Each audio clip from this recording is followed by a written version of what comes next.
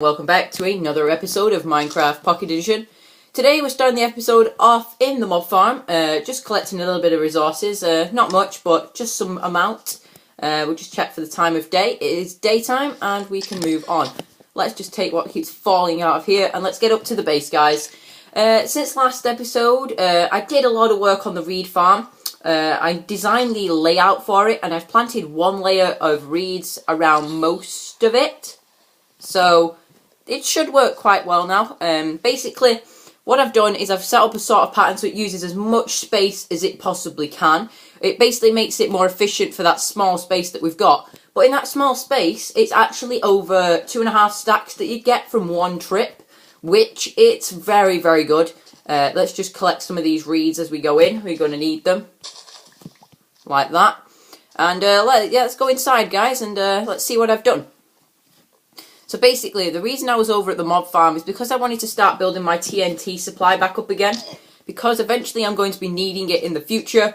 So basically, yeah, that's all I've done, to be honest. Here it is. Basically, the design tries to cover most of the floor. So basically, any point that you give me here, I can put reeds on. And that's because there's water hidden in the walls as well. And it kind of makes a nice little trick for it. And it kind of hides most of the awful stuff. So let's just fill in the next row here. And basically that's what it's going to be like. So basically this reed farm, it's simply, you've got your diagonal piece here. And then the next piece is it's 90 degrees diagonal to that. It's 2 blocks maximum. And basically if you do that through the whole thing, you should pretty much be able to cover most of it. And the easy way to harvest this without putting any half slabs down is actually just to walk in diagonal lines, because they're on diagonals, then you'll kind of miss a lot of it. And basically you'll get through with ease and there won't be any problems there. So today I didn't want to do any more on the reed farm because it's kind of repetitive and boring. We might as well harvest our cacti while we're here. Like that. And today I wanted to start working out the area for the mushroom farm, the mushrooms, and basically that's not going to take us long either.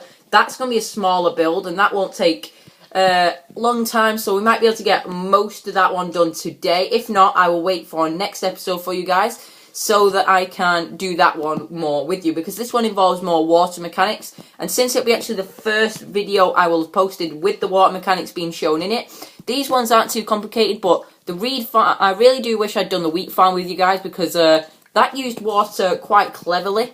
And so, yeah, let's get down here, let's get what's left, and that should be it. And then we got to replant as usual. So get up to the top and work our way down. So then we go here, here, here, there, and on the edges, 1, 2, 3. Then it's there, like that, and there, like that. Just going to put this cactus away, and let's leave the reed farm for now.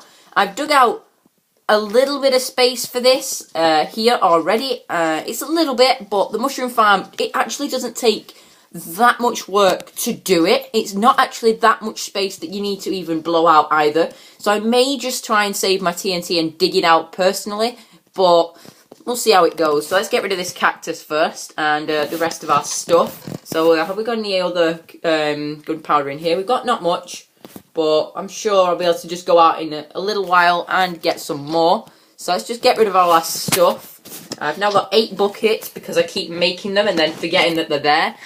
So let's leave a stack in there that we can use. Let's put half a stack in here which we can just chuck away, because that's where all the cobble is. Actually, I might as well move that while I'm here. So let's get that, and it goes in here. You might as well need the rest of this stuff here. And anything else that we're going to need? Yeah. We're also going to need... We're going to need 2 buckets actually for the water supply. We're going to need some trapdoors. We're going to need 2. We are also going to need glass. I think it'll grow with the glass just because it can. So we need 6 panes of that. And we just obviously need some stone brick. We will also take ourselves a furnace, crafting bench, and a stone cutter with us, just in case we come into something that we might as well use anyway. Let's take that with us as well, and let's take some arrows and a bow, because we might want to go to the surface in a second. We'll take that. This chest, do we need anything from here? Not really, but I might as well take one of them for planting the mushrooms. And from here, we're going to need 10. Well, I can do it with one piece, really, so I'm only going to need 4 sand. And I don't even believe I've got any sand left, so I may have to go... Oh, we've got 4 left. Just enough for one piece. So after this episode, I'm going to have to go sand farming and try and raid the world of some sand because I'm going to need it. So basically, the design of the mushroom farm. So basically, the design of it is, it's basically, well, I keep saying basically over and over here, but it's basically just 2 different 5x5 areas, and in each one, there is a central point where the mushrooms can grow. And that's around one of them. So one middle will be red mushroom and one middle will be brown mushroom. And from there, the light level's low enough to plant them and they will grow. I think this should be a good enough size for this. I'm not expecting to use that much. This is 5 and I want to go 6, 7, 8, 9 into this way. And also want to go up to that way, the other way as well. So this is giving us the basic size of the layout of it, and it's going to go this way as well. So how many is it? 1, 2, 3, 4. So we're going to go 1, 2, 3, 4 that way, and we've hit some sort of cobblestone. So that's not bad. At least we know that there is nothing here already. So we can dig this back without any problems, and then we can start showing you the design of it. Now the design, it's very, very simple water mechanics, because all it does is it breaks the mushrooms basically once they've grown, and so when you do that, it basically kind of breaks them and then brings them to the middle for you over a little while. It doesn't take it that long to do, but to do this, we're going to have to break through here. So that's 1, 2, 3, 4, 5, 6, 7, and 8. We want to be like that far away. So let's go and get ourselves some water for our 2 buckets, and we're going to need 1 right away, so let's go and get that one immediately. And this one should be the right length to go here, but first I want to get down some of this. 2, 3, and can I still see it? Yes, I can. And all the way back. So that is just the right length for that. Now to build the spawning pads. So 1, 2, 3, 4, 5 this way. So we want to break through here. This is going to be the window, and now we want to dig out the 5x5 space, which is going to be literally here. It's not too far away either, which is good. And the other thing about having that water system there, right along the side of it, means that actually I can set this up with not much issues or anything. So that's 2, 3, 4, 5, and basically we're just going to dig this back like so. This is a pretty simple mushroom farm. It's small, it's compact, and it gets you quite some good results if you just leave it going for ages and then harvest when you need it. It does mean now that we can make all the types of different coloured wool, because that's basically all mushrooms used for, plus mushroom stew. Basically now what I've got to do is I've got to put this there. So that goes there. And the reason it's only 5x5 and not any bigger is because of the water. The water can't travel that far. Now, the water actually comes from here, and it digs through there. So we're going to get up here, and let's start digging ourselves our little hole. The question is, can we get it to match up? Because I know I've done this design before, so there isn't any issues with that. So that goes in here. So watch, count this with me. 1, 2, 3, 4, 5, 6, 7, and 8. But the reason that it's 8 is because I can put a trap door right there. And now just to test it, to make sure that it's working, I'm going to break through this little bit here where the water is, right underneath this. There we go. Actually, did I do this right? Did I? Is the big question. If I mark these out wrong, let me try. 1, 2, 3, yeah, they're too wide. Okay, which means I'm now going to have to do a little bit of fixing, guys. So, let's do this with me on camera so you can show that how stupid I actually am. And it's not normally a thing that I admit to, but for once I've done something pretty stupid. So we can break this open like that, and that should cover both sides, which means that doesn't go there. That actually goes there. Is that right? Yeah, that's right. Okay, so now we can work it out, and we go through here. Now we need to rechange where the water goes because we screwed up. Well, not really we, but more like me, because I was terrible at counting. And so let's just fill in this gap. Oh, and can I get to the... Oh, I'm stuck. Yeah, okay, we can get to that fine. That's good. So we can go through, and that should be okay. Now we just have to fill this wall in one as well, and I'm glad that I checked it before I did anything else to it, because otherwise that may have been a disaster. And there it is. There is the next bit. And now the easy bit to do is just to leave it. So 1, 2, 3. But the problem now, which I've just remembered now, is actually I have to put some fences in. Just basically to stop, and there's all the cobble that fell into the water. It's basically just to stop everything from flowing straight out. So we place the glass here so we can see if it's grown or not.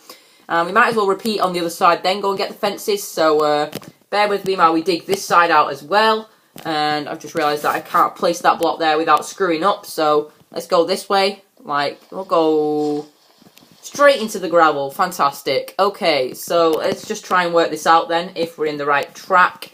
So this is 1, 2, 3, 4, 5, 6, and the other one's there.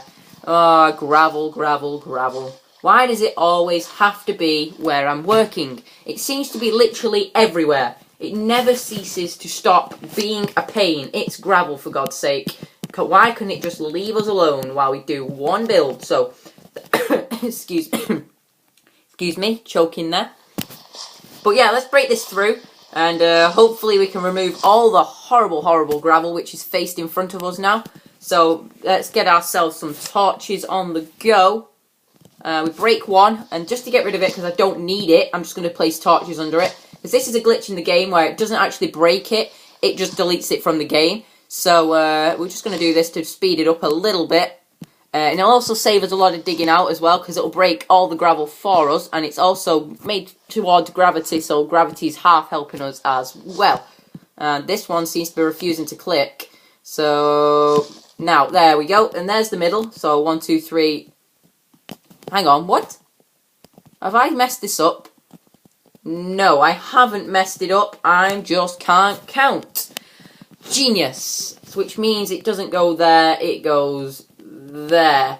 See, I'm already messing things up now, and I'm still trying to work this out as I go. But I have done this system before, and this gravel's like 5 high, so it's also going to ruin the time that it takes to do all of this. So we want to bring it back down to this height again, and that's 1, 2, 3 to there. It needs to go back one more.